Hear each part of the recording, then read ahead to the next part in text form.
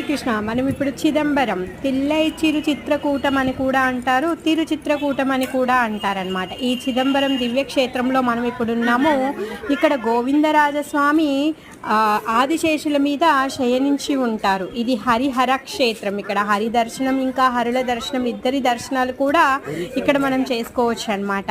దీన్ని తిల్లై నగర్ అని కూడా అంటారు. ఎవరికైతే కోర్టు తర్వాత ఏమంటే వాయిద్యాలు ఏవైతే సమస్యలు ఉంటాయో, ఎంతకాలమైనా తేలినటువంటి సమస్యలు తీరిపోవాలి అంటే ఇక్కడ వచ్చి ఈ స్వామిని ప్రార్థిస్తే అవి తీరిపోతాయంట. ఇక్కడ కన్వ మహర్షికి మోక్షాన్ని ఇచ్చిన స్థలం అన్నమాట. స్వామిని తిల్లి గోవిందరాజ పెరుమాలని కూడా అంటారనమాట.